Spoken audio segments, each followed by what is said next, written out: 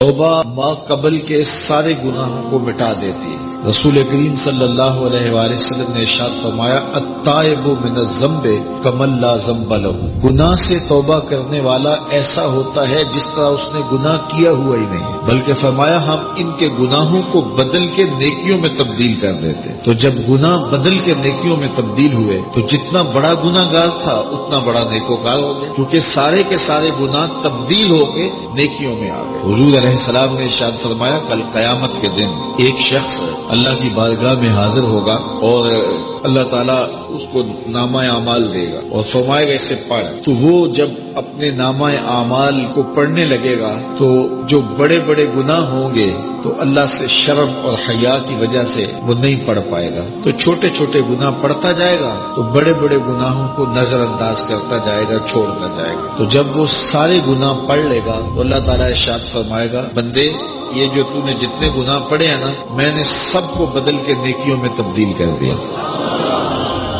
تو وہ جھٹ بولے گا اے میرے رب ابھی تو بڑے بڑے گناہ رہتے ہیں، وہ تو میں نے ابھی پڑھے نہیں۔ فضاحک النبی حتی بدت انیابہ، حضور اتنا مسکرائے کہ حضور کی داڑھیں نظر آنے لگی کہ پہلے گناہ چھوڑتا جاتا تھا لیکن جب کہا کہ یہ تیرے بدل کے نیکیوں میں تبدیل کر دیے تو وہ کہتا مالک میرے تو ابھی بڑے بڑے گناہ رہے۔ تو اللہ تعالیٰ گناہوں کو بدل کے نیکیوں میں تبدیل کرتا ہے، تو جتنا بڑا گناہ گار ہوا اتنا بڑا نیکوکار ہوا، اور یہ اللہ کے لیے کوئی مشکل نہیں ہے۔ اگر سمندروں کی جھاگ سے بھی زیادہ گناہ ہے رب کہتا ہے میری چوکھٹ پہ آؤ تو صحیح، دامن پھیلاؤ تو صحیح، میری دہلیز پہ آؤ تو صحیح، میں تمہارے سارے گناہ معاف کر بلکہ بدل کے نیکیوں میں تبدیل کر۔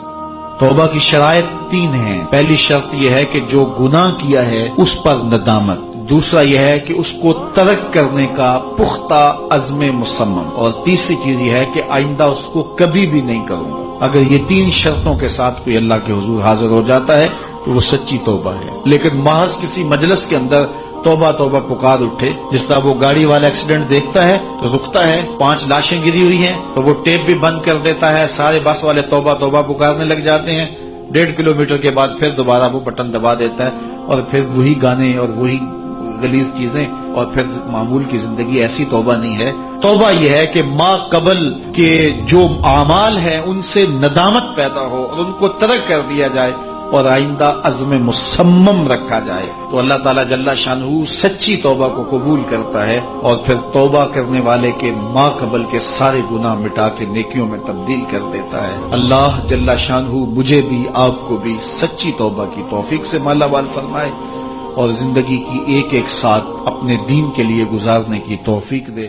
خاتون حضور کی خدمت میں حاضر ہوئی اور عرض کی یا رسول اللہ صلی اللہ علیہ وسلم مجھ سے بدکاری سرزد ہو گئی ہے اور میرے پیٹ میں بچہ ہے، اور میں چاہتی ہوں کہ آخرت کی سزا کی بجائے دنیا کے اوپر اس کی سزا مجھے دے دی جائے تاکہ میں پاک ہو جاؤں اور صاف ہو جاؤں، کیونکہ آخرت کی سزائیں بہت سخت ہیں۔ اللہ کے محبوب علیہ السلام نے جبریل امین سے ایک دن پوچھا تھا مجھے جہنم کے عذابوں کا ذکر سناؤ، تو عرض کی یا رسول اللہ صلی اللہ علیہ وسلم ہلکا ترین عذاب یہ ہے کہ جہنمی کے پاؤں میں آگ کے جوتے رکھے جائیں گے، باقی اس کے پورے بدن پہ آگ نہیں ہوگی، صرف آگ کے جوتے اس کو پہنائے جائیں گے، لیکن اس کی حدت، گرمی اور شدت اتنی ہوگی یغلی منہما دماغہ، اس کی شدت سے اس کا دماغ پگھل کر ناک اور کانوں کے ذریعے سے باہر آنا شروع ہو جائے گا۔ یہ سب سے ہلکے عذاب کی کیفیت ہے، اور جو عذاب سخت ہیں الیاذ باللہ۔ اللہ تعالیٰ قرآن مجید میں فرماتا ہے ثم لا يموت فیہا ولا یحیا، اس بڑے عذاب کا ذکر کیا جو جہنمیوں کو دیا جائے گا، فرمایا اس عذاب کی کیفیت یہ ہوگی بندہ نہ جیے گا نہ مرے گا۔ جیے گا اس لیے نہیں کہ آگے اور پیچھے دائیں اور بائیں آگ ہی آگ ہوگی، تو اس آگ میں جینا کو جینا تو نہیں ہوگا، اور مرے گا اس لیے نہیں کہ موت کو موت آ چکی ہو۔ تو وہ کتنا سخت عذاب ہوگا الیاذ باللہ کہ ہلکے ترین عذاب کی کیفیت یہ ہے کہ پاؤں میں آگ کا جوتا اور دماغ پگھل کے ناک اور کانوں کے راستے سے باہر آ جائے۔ تو اس نے عرض کی یا رسول اللہ صلی اللہ علیہ وسلم میرے اوپر حد جاری کر دیجئے، اور اس نے کہا کہ میرے پیٹ میں جو ہے وہ بچہ ہے۔ اللہ کے محبوب علیہ السلام نے فرمایا جاؤ جب بچہ پیدا ہو تو پھر آنا. وہ چلی گئی. تو جب بچہ پیدا ہوا تو گود میں اٹھائے پھر حضور کی خدمت میں حاضر ہوئی اور عرض کی یا رسول اللہ یہ ہے بچہ جو میں نے گناہ کیا تھا، بدکاری کی تھی، آج یہ اس کی نشانی ہے. تو اللہ کے محبوب علیہ السلام نے فرمایا کہ اسے لے جاؤ اور اسے دودھ پلاؤ اور جب یہ کچھ کھانے پینے لگ جائے گا تو پھر آنا. کچھ دنوں کے بعد وہ دوبارہ حاضر ہوئی اور اس نے اس بچے کے ہاتھ میں روٹی کا ٹکڑا دیا ہوا تھا اور عرض کی یا رسول اللہ دیکھ لیجئے اب یہ روٹی کھانے لگ گیا ہے. اللہ اکبر. تو اللہ کے محبوب نے فرمایا انہیں لے جاؤ اور جا کے انہیں سنگسار کر دو. اس کی یہ حد بنتی تھی، اس کو سنگسار کیا اور اس نے خود یہ سزا اپنے لیے قبول کی. تو یہ بات ذہن نشین کیجئے کہ یہ وہ لوگ تھے کہ جن سے کبھی کوئی گناہ سرزد ہو جاتا تو وہ جلد توبہ کرتے اور اس کی بڑی سے بڑی حد اور سزا بھی ہوتی تو وہ بھی کاٹنے کے لیے تیار ہو جاتے. میں اور آپ دیکھیں کہ ہماری زندگی میں اگر گناہ ہیں اور ہمیں سچی توبہ کی توفیق بھی نصیب نہیں ہے اور آئندہ نہ کرنے کا عزم مصمم ہو، پکا ارادہ ہو کہ یہ گناہ زندگی میں دوبارہ نہیں کروں گا، الگ بات ہے کہ پھر دوبارہ اس سے سرزد ہو جائے، لیکن جب وہ توبہ کر رہا ہو تو اس وقت اس کا پختہ عزم ہو اور اس کے دل کے کسی گوشے میں نہ ہو کہ چلو میں توبہ کر لیتا ہوں اور پھر ہو گیا تو پھر کر لوں گا. پکا عزم ہو کہ دوبارہ یہ گناہ نہیں کروں گا. اور اگر زبان سے توبہ توبہ کر رہا ہو اور دل میں ہو کہ ٹھیک ہے یہ تو صبح بھی مجھ سے عمل بد سرزد ہونا ہے، تو اللہ تعالیٰ سے یہ مذاق کرنے والی بات ہے. اور اللہ تعالیٰ سے جو مذاق کرتا ہے وہ کہاں کھڑا ہے وہ خود سوچ لے. وہ کیا کسی نے کہا تھا کہ توبہ کی پھر توبہ کر کے توڑ دی، میری اس توبہ پہ توبہ کر اٹھی. تو ایسی توبہ نہیں ہے کہ جو رسمن کسی مجلس میں چلے گئے، کسی اجتماع میں چلے گئے تو سب لوگوں نے توبہ کی تو وہ بھی توبہ کرتا رہا، لیکن اس کا عزم مصمم پختہ ارادہ نہیں تھا گناہوں کو چھوڑنے کا. تو یہ توبہ نہیں، یہ مذاق ہے. حکم کی مخالفت. دوسرا شخص وشاب نشا فی عبادت اللہ، وہ جوان جس کی جوانی اللہ کی عبادت میں گزری. کتنا بڑا اعزاز. حضور نے فرمایا الشاب التائب حبیب اللہ. لوگوں سن لو، جو جوان جوانی میں توبہ کرے وہ اللہ کا حبیب ہے. اور ایک روایت میں آتا ہے 1000 بوڑھے کے توبہ کرنے سے اللہ کو ایک جوان کی توبہ زیادہ محبوب ہے. اور جب کوئی جوان جوانی میں توبہ کرتا ہے اللہ کا عرش بھی خوشی میں جھوم اٹھتا ہے. جوانی کی توبہ اللہ کو بہت زیادہ پسند ہے. وہ جوان جس کی جوانی اللہ کی عبادت میں گزری. جوانی مستی کا نام نہیں ہے، جوانی آوارگی کا نام نہیں ہے، خواہشات کی تکمیل کا نام جوانی نہیں ہے، موڑوں اور چوکوں پہ کھڑا ہونے کا نام جوانی نہیں ہے، مصلی پہ بیٹھ کے رب کے حضور آنسو بہانے کا نام جوانی. ایک روایت میں آتا ہے کہ تمہارے بہتر جوان وہ ہیں جو بوڑھوں کی مشابہت اختیار کریں اور بدترین بوڑھے وہ ہیں جو جوانوں کی مشابہت اختیار کریں. تو بہترین جوان یہ ہے کہ جو جوانی میں بڑھاپے جیسا ہو، بوڑھوں جیسے انداز اور اطوار اور عادتیں اپنائے، اچھے اخلاق اور اچھا انداز اور مصلی کو لازم پکڑے. وشاب نشا فی عبادت اللہ، وہ جوان جس کی جوانی اللہ کی عبادت میں گزری.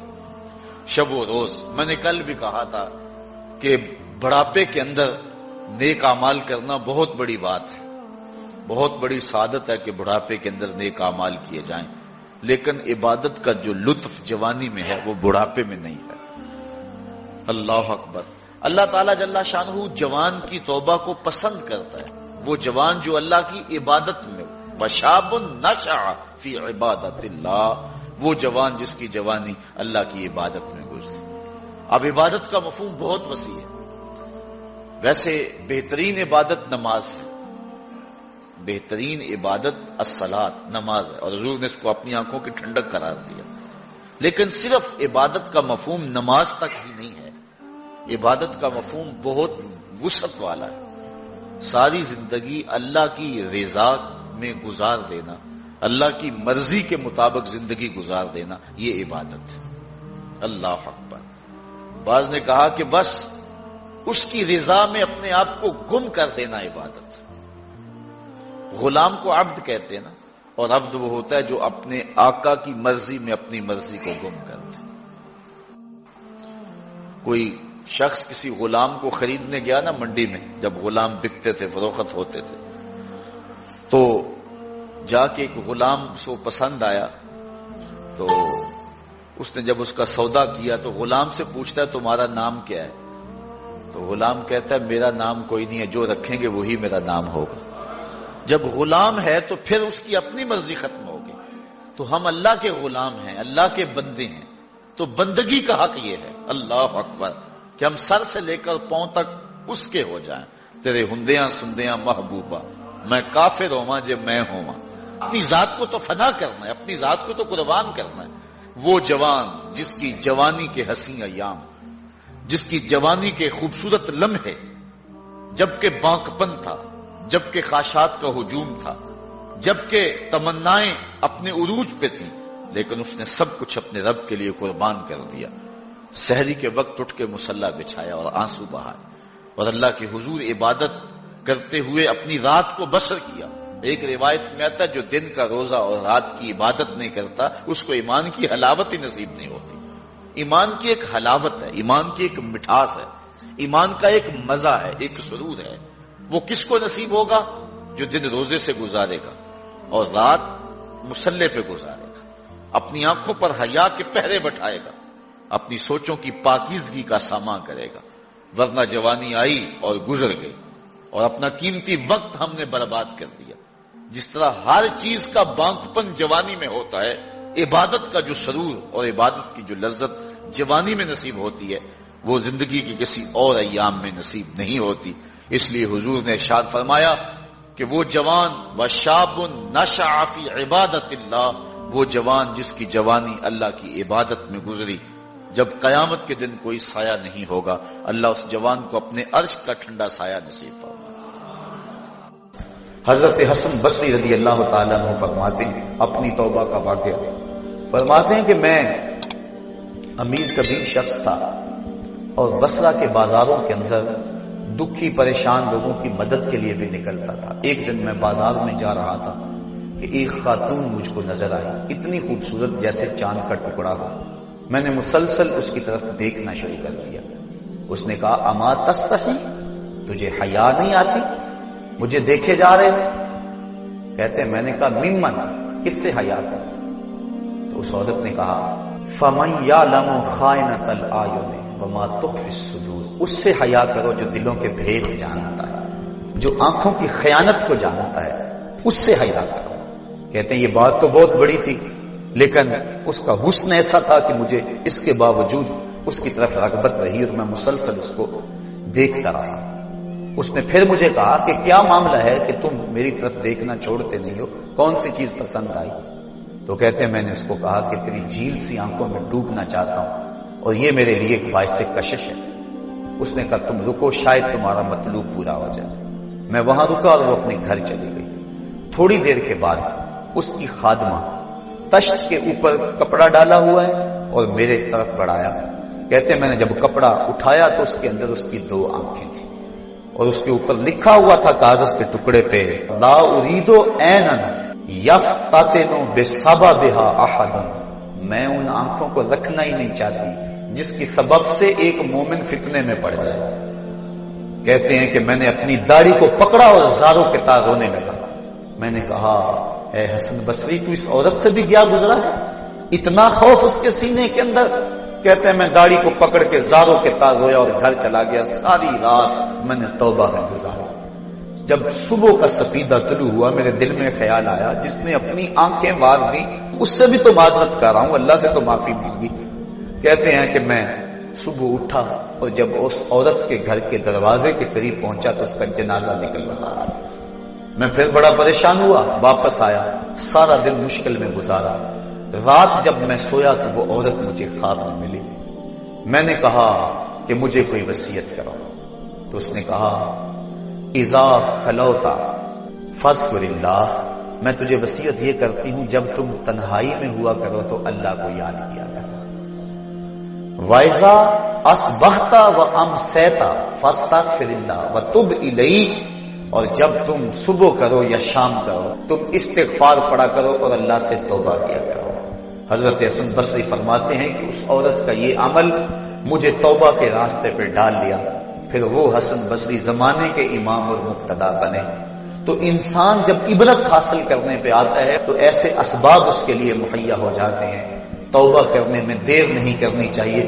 بعض بات بندہ سوچتا ہے کہ ابھی میرے بڑے کام پڑے ہوئے ہیں، جب میں بوڑھا ہوں گا میں ریٹائرمنٹ لے لوں، میں بچوں کی شادیاں کر لوں، بس پھر فراغت ہو جائے گی، بچے کاروبار سنبھال لیں گے، پھر میں ہوں گا، مسجد ہوگی۔ یہ ایسا بندہ کہہ رہا ہے جس کی ملک ایک سانس بھی نہیں ہے، جو ایک سانس کا بھی مختار نہیں ہے، اور ایسے بات کر رہا ہے جس طرح سب کچھ اس کے قبضے میں ہو۔ تو توبہ کے اندر تاخیر نہیں کرنی چاہیے۔ بنی اسرائیل کے اس شخص کا واقعہ آپ کو پہلے بھی شاید میں نے کسی مجلس کے اندر عرض کیا تھا کہ جس کو طول عمل نے برباد کر دیا، اس کی نیکیوں کی وجہ سے اس کو خبر پہنچی کہ اس کی عمر 1000 سال ہے، تو اس نے کہا جب میری عمر اتنی لمبی ہے تو پھر میں عبادت کی بھٹی کے اندر کیوں جلتا رہوں، میں 900 سال گناہ کر لیتا ہوں اور 100 سال قبل توبہ کر لوں گا اور گناہوں کی معافی چاہوں گا۔ 900 سال گناہ کرتا رہا، 100 سال جب باقی رہا خیال آیا، پھر سوچا ابھی بڑا وقت پڑا ہوا ہے، میں 90 سال مزید گناہ کر لیتا ہوں، 10 سال قبل میں جو ہے وہ توبہ کر لوں گا۔ 10 سال رہ گئے، پھر خیال آیا 9 سال گناہ کر لیتا ہوں، 1 سال قبل توبہ کر لوں گا۔ جب 1 سال رہ گیا پھر توبہ کی سوچ آئی تو کہنے لگا 12 ماہ ہوتے ہیں سال کے، میں 11 ماہ تک گناہ کر لیتا ہوں، 1 ماہ قبل میں توبہ کر لوں گا۔ پھر 1 ماہ بھی گزرا، ہفتے تک بات پہنچی، حتیٰ کہ 1 دن رہ گیا، اور پھر وہ کہتا تھا بھی فلاں فلاں گناہ میرا رہتا ہے وہ میں کر لوں۔ ایسی لت پڑ گئی تھی گناہ کہ بنی اسرائیل کا وہ شخص کہ جو اس انتظار میں تھا کہ بس یہ گناہ کر لوں اور یہ گناہ کر لوں پھر توبہ کر لوں گا، اچانک موت آئی اور موت نے اس کو دبوچ لیا اور وہ توبہ کے بغیر مر گیا۔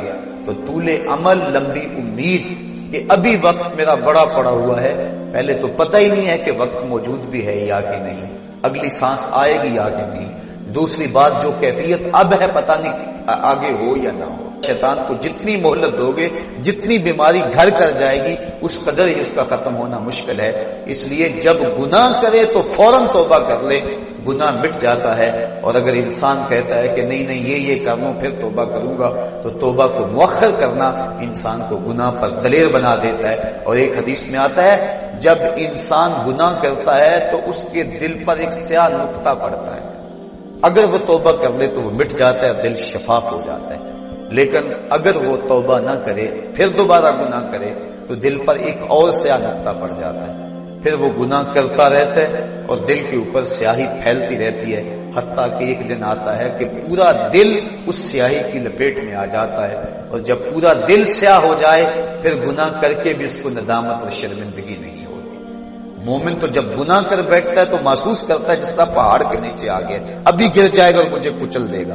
اور منافق یہ سمجھتا ہے گناہ کرنے کے بعد کہ بدن پہ مکھی بیٹھی تھی، ہلکے سے اشارے سے میں نے اس کو اڑا دیا، وہ مکھی کے بیٹھنے جیسی کیفیت کا احساس کرتا ہے منافق۔ تو جب دل سیاہ ہو جائے تو بندہ گناہ پہ گناہ کرتا ہے، زندگی گناہوں سے لتڑی ہوئی گزرتی ہے لیکن توفیق توبہ نہیں ملتی۔ صاحبو، زندگی بیت رہی ہے، ایک ایک لمحہ کٹ رہا ہے، ہم لمحہ لمحہ موت کے قریب ہو رہے ہیں، ہم سمجھتے ہیں ہم بڑے ہو رہے ہیں لیکن نہیں، ہم چھوٹے ہو رہے ہیں۔ جب گنتی الٹی شروع ہو جائے کام جلدی 0 تک پہنچ جاتا ہے، سانسوں کی الٹی گنتی شروع ہے اور ہم لمحہ لمحہ قریب ہو رہے ہیں۔ رمضان کا موسم ہے، جمعۃ المبارک کا یوم سعید ہے، سہانی گھڑیاں ہیں، امٹتی ہوئی رحمتوں کی برسات ہے۔ فرمایا حدیث میں کہ ایک ساتھ جمعۃ المبارک میں ایسی ہوتی ہے جس میں جو دعا مانگو اللہ اسے قبول فرما لیتا ہے۔ اور حضرت عبداللہ ابن مسعود رضی اللہ تعالی عنہ فرماتے ہیں کہ جس نے وضو کیا اور اچھا وضو کیا اور اس کے بعد 2 رکعت نوافل ادا کیے اور اس کے بعد دعا استغفر اللہ العظیم الذی لا الہ الا هو الحی القیوم واتوب الیہ، کہتے جس نے اس دعا کو پھر پڑھ لیا، اگر اس کے گناہ ہیں وہ سمندر کی جھاگ کے برابر بھی ہو اللہ سارے معاف کر۔ مالک تو گناہوں کو معاف کرنے والا ہے، ہم ہی جہنم میں چھلانگیں لگا رہے ہیں لیکن وہ تو کہتا ہے آجو میری رحمت کے دروازے کھلے ہوئے ہیں، اسیاں سے کبھی ہم نے کنارہ نہ کیا، تو نے بھی مگر دل آزردہ ہمارا نہ کیا، ہم نے تو جہنم کی بہت تدبیر کی، تیری رحمت نے لے کر گوارا نہ کیا۔ اس کی رحمتیں بندے کو آوازیں دے رہی ہیں، یا ایھا الانسان ما غرک بربک الکریم، اے انسان تجھے کریم رب کے دروازے سے کس نے ہٹا دیا؟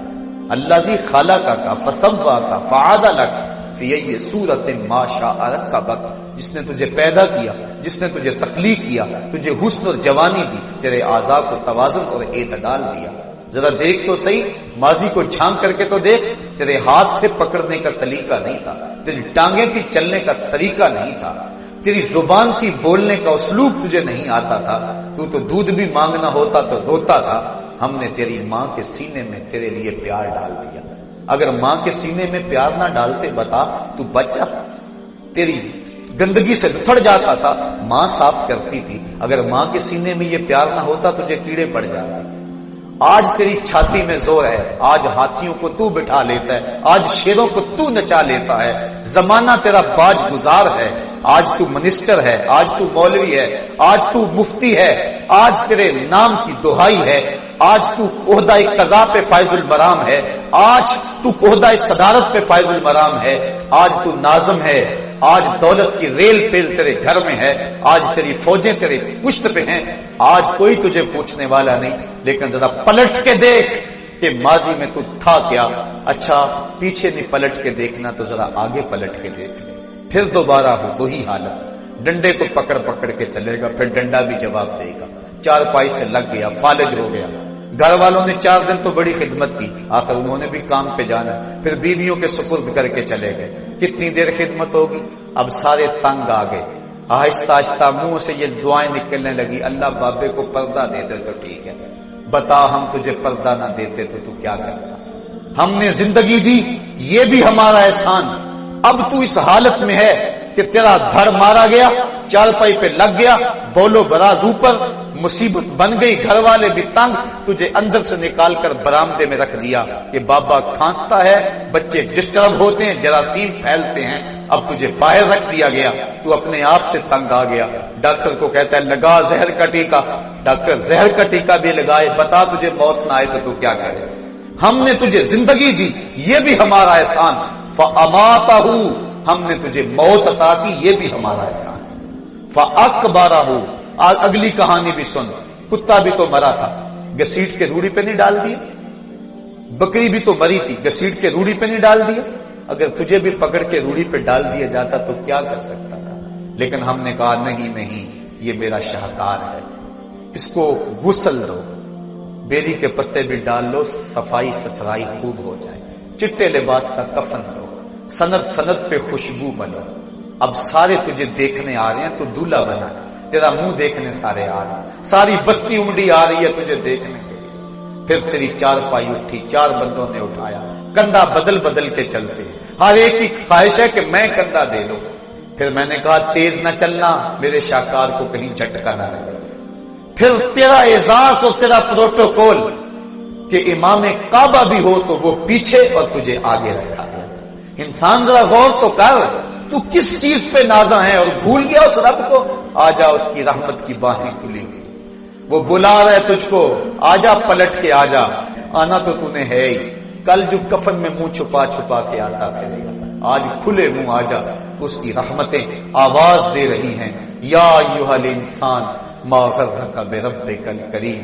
صاحبو جوانی کی توبہ بہت بڑی دولت ہے، جو جوان ہے وہ جوانی کے ایک ایک لمحے کو غنیمت سمجھیں، وہ جوان جس کی جوانی اللہ کی عبادت میں گزری، حضور فرماتے ہیں کل قیامت میں جب کوئی سایہ نہیں ہوگا اللہ اسے اپنے عرش کا ٹھنڈا سایہ نصیب فرمائے گا، اور بڑھاپے کے اندر بھی توبہ بڑی دولت ہے، وہ جوانی کی فضیلت زیادہ ہے لیکن بڑھاپے کے اندر بھی توبہ نصیب ہو جائے تو یہ بھی بہت بڑا اعزاز ہے، ورنہ ہوتا یہ ہے کہ قبر میں ٹانگیں ہوتی ہیں اور گناہ پہ گناہ کیا جا رہا ہے۔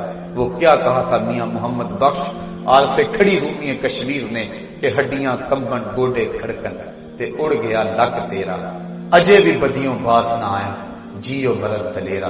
ہے انسان کدھر بھٹک رہا ہے، مالک تجھے آوازیں دے رہا ہے، کبھی بھاگے ہوئے کو بھی یوں آوازیں دی جاتی، کبھی در چھوڑ کے بھاگنے والوں کو بھی یوں بلایا جاتا ہے، لیکن کہتا ہے توبو اللہ، آ جاؤ، میری رحمت کے دروازے کھلے ہوئے ہیں، ابھی مغرب سے سورج طلوع نہیں ہوا، میرے بندے جب تو توبہ کا ہاتھ پھیلائے گا میں تیرے گناہ جو ہیں وہ فرشتوں کے خیالوں سے بھی مٹا دوں گا، نامہ اعمال سے بھی مٹا دوں گا، جو زمین گواہ بنی ہے وہ بھی گواہی دینا بھول جائے گی، تیرے اعضاء بھی بھول جائیں گے، گناہ تجھے بھی یاد نہیں رہیں گے اور ان 4 گواہوں کو یاد نہیں رہیں گے۔ کل قیامت کے دن جب رب کے حضور ملے گا تو کوئی گواہ تیرے گناہوں کا موجود نہیں ہوگا۔ آ تو صحیح، جھولی پھیلا تو صحیح، ہم تو مائل بکرم ہیں کوئی سائل ہی نہیں، ہم تو مائل بکرم ہیں کوئی سائل ہی نہیں، راہ دکھلائیں کسے کوئی رہ رہے منزل ہی نہیں۔ آؤ، توبہ کا دروازہ کھلا ہے، اس کی رحمتوں کا دروازہ واہ ہے، اس کی کرم نوازیاں تمہیں آواز دے رہی ہیں، جھجک آتی ہے اس کے در پہ آتے ہوئے، چلو میرے نبی کا وسیلہ لے کر آ چلو۔ وَلَوْ أَنَّهُمْ إِذْ ظَلَمُوا أَنفُسَهُمْ جَاءُوكَ، اگر تم گناہ کر بیٹھے ہو، اپنی جانوں پہ ظلم کر بیٹھے ہو، آؤ تمہیں توبہ کا ایک اور راستہ دکھاؤں، آسان راستہ، کہ تم میرے نبی کی چوکھٹ پہ آؤ اور یہاں آ کے معافی مانگو، پھر میرا نبی تمہارے لیے ہاتھ اٹھا دے۔ تم تو معافی مانگنے آئے تھے، لَوَجَدُ اللَّهَ تَوَّابًا رَحِيمًا، توبہ تو ملنی ہی ملنی ہے، نبی کو ساتھ لے آئے ہو، میں رحمت بھی فرما دوں گا، اضافی رحمت اپنی جانب سے فرماؤں گا، آؤ تو صحیح میری چوکھٹ پہ۔ اللہ کے محبوب کی چوکھٹ پہ صحابہ آیا کرتے تھے اور محبوب کے جب ہاتھ اٹھتے تو پھر دعائیں قبول ہوتی، توبہ کے دروازے کھل جاتے اور اللہ کی رحمتیں برستی۔ ابو لبابہ کی توبہ کا واقعہ کتب حدیث کے اندر موجود ہے اور دیگر صحابہ کی توبہ کے واقعات موجود ہیں۔ حضور کے انتقال کے بعد حضور کی قبر پہ چلے جاؤ، امام عطابی کہتے ہیں کہ میں حضور کے روضے پہ بیٹھا تھا، ایک دیہاتی آیا اور حضور کے روضے پہ کھڑا ہو کے کہنے لگا، حضور میں گناہوں کی بخشش کے لیے آیا ہوں اور بغیر مغفرت کے تو نہیں جاؤں گا۔ کہتے ہیں وہ اس قدر فریاد کرتا رہا، روتا رہا کہ مجھے اس کی حالت پہ ترس آ رہا تھا۔ جب وہ چلا گیا میری آنکھ لگ گئی، آنکھ لگی تو خواب میں حضور کی زیارت نصیب ہوئی اور آقا کریم نے فرمایا، قم یا عتابی، عتابی اٹھو اور اس عرابی کو تلاش کرو اور جب مل جائے تو میری طرف سے جنت کی بشارت ہے۔ اور صاحب مدارک نے ایک روایت لکھی ہے کہ ایک شخص حضور کے روضے پہ آیا اور حضور کے مبارک روضہ کی مٹی کو، تربت نور کو اپنے سر میں ڈال رہا ہے اور کہتا ہے میں تو گناہوں کی بخشش کے لیے آیا ہوں۔ یہ حضور کے انتقال سے 3 دن کے بعد کا واقعہ ہے۔ وہ کہتا ہے میں تو مغفرت کے بغیر جانا ہی نہیں ہے۔ وہ تو چلا گیا لیکن یہ جم کے بیٹھ گیا، غنی کے در پہ ڈیرے جما دیے، کہا میں تو نہیں جاؤں گا جب تک میری مغفرت نہ ہو۔ فنودی من القبر انہ قد غفر لک، صاحب مدارک لکھتے ہیں گنبد خضرا سے آواز آئی، جا تیرے گناہوں کو معاف کر دیا گیا، مجرم ہو تو منہ اشکوں سے دھوتے چلے آؤ، آؤ درے طباب پہ روتے چلے آؤ۔ قرآن میں مذکور ہے بخشش کا طریقہ سرکار کی دہلیز سے۔ حضرت علی المرتضی رضی اللہ تعالی عنہ نے فرمایا، جھوٹوں والی توبہ نہ کرو۔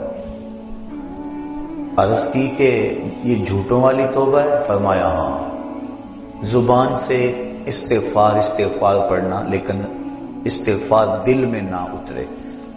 ایک حدیث شریف کے الفاظ ہیں، التائب من الذنب کمن لا ذنب له والمستغفر من الذنب وهو مقیم علیہ کالمستہزئ بربہ۔ گناہ سے توبہ کرنے والا ایسا ہے جس طرح اس نے گناہ کیا ہوا ہی نہیں، اور استغفار کرنے والا اور گناہ کے اوپر وہ جمع ہوا ہے لیکن گناہ نہیں چھوڑتا اور استغفار کیے جا رہا ہے، فرمایا وہ ایسا ہے جس طرح اپنے رب سے مذاق کر رہا ہے۔ تو توبہ کی حقیقت تو یہ ہے کہ انسان عزم مصمم کرے کہ دوبارہ میں یہ گناہ نہیں کروں گا۔ جس طرح تھنوں میں دودھ کو واپس کرنا مشکل ہوتا ہے، اس طرح اس کا گناہ کی طرف لوٹنا مشکل ہو۔ تو حضرت علی المرتضی رضی اللہ تعالیٰ عنہ نے فرمایا کہ سچوں والی توبہ کر، جھوٹوں والی توبہ نہ کر۔ اس نے عرض کی حضور آپ بتائیں سچوں والی توبہ کیا ہے؟ تو حضرت علی المرتضی رضی اللہ تعالیٰ عنہ نے فرمایا سچوں کی توبہ کی 6 شرائط ہیں۔ پہلی شرط یہ ہے کہ گناہ پر ندامت اختیار کی جائے، جو سابق گناہ کیے ہیں اس پہ شرمندگی ہو۔ اور ایک روایت میں آتا ہے حقیقت التوبۃ الندم، توبہ کی حقیقت شرمندگی ہی ہے۔ جب بندہ شرمندہ ہو جائے تو یہ توبہ کا روپ ہے اور یہ توبہ کا انداز ہے۔ تو کہا پہلی چیز سابقہ گناہوں سے توبہ کر۔ دوسری بات جو فرائض رہ گئے ہیں ان کی قضا کر۔ توبہ کرنے سے پچھلی نمازیں اور جو فرائض اور روزے رہ گئے ہیں وہ معاف نہیں ہو جاتے، بلکہ توبہ تو اس بات کی ہے کہ جو وقت پہ میں نہیں پڑھ سکا اے اللہ وہ مجھے معاف کر دے، آئندہ میں وعدہ کرتا ہوں کہ جو میرے ذمے قرض ہے میں اس کو ادا کروں گا، اور نمازیں روزے اور دیگر جو تیرے حقوق ہیں میں ان کو ادا کروں گا۔ تو فرائض جو رہ گئے ہیں ان کی قضا کریں۔ تیسری شرط کسی کا قرض دینا ہو تو اس کو ادا کریں۔ چوتھی شرط کسی کے ساتھ جھگڑا کیا ہوا ہو تو اس سے معذرت کریں۔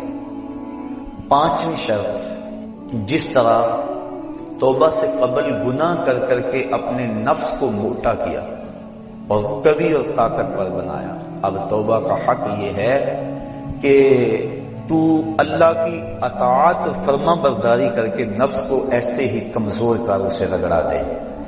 اور چھٹی شرط یہ ہے کہ آئندہ گناہ نہ کرنے کا عزم مصمم کر لے۔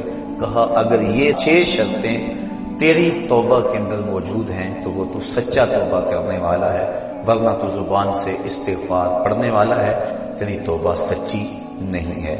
تو توبہ سچی یہی ہے کہ انسان خلوص کے ساتھ ان شرائط کے ساتھ اللہ کے حضور رجوع لائے، اور جب بندہ اللہ کے حضور رجوع لے آتا ہے تو پھر اس کے گناہ جتنے مرضی ہوں اللہ تعالیٰ معاف فرما دیتا ہے۔ گناہ کر بیٹھتا ہے اس کو ایک خوبصورت راستہ دیا گیا کہ اس نے جو بھی کیا ہے ہو گیا اس سے، اب اپنے دستے دعا کو اٹھائے اور اپنے مالک کے حضور حاضر ہو جائے، عرض کرے مالک نادانی اور جہالت کی وجہ سے مجھ سے یہ گناہ سرزد ہو گیا، میں تیری بارگاہ میں حاضر ہوں۔ اللہ تعالیٰ پھر یہ نہیں دیکھتا کہ اس کے گناہ کتنے ہیں، یہ دیکھتا ہے کہ یہ آیا ہے میری چوکھٹ پہ، اور اللہ تعالیٰ اس کے پچھلے سارے گناہوں کو معاف فرما دیتا ہے۔ جو صغیرہ گناہ ہیں وہ تو ساتھ ساتھ مٹتے رہتے ہیں، ہم نماز پڑھتے ہیں، وضو کرتے ہیں، نیک اعمال کرتے ہیں تو صغیرہ گناہ مٹ جاتے ہیں۔ بلکہ ایک روایت میں آتا ہے جب کوئی شخص گناہ کرتا ہے تو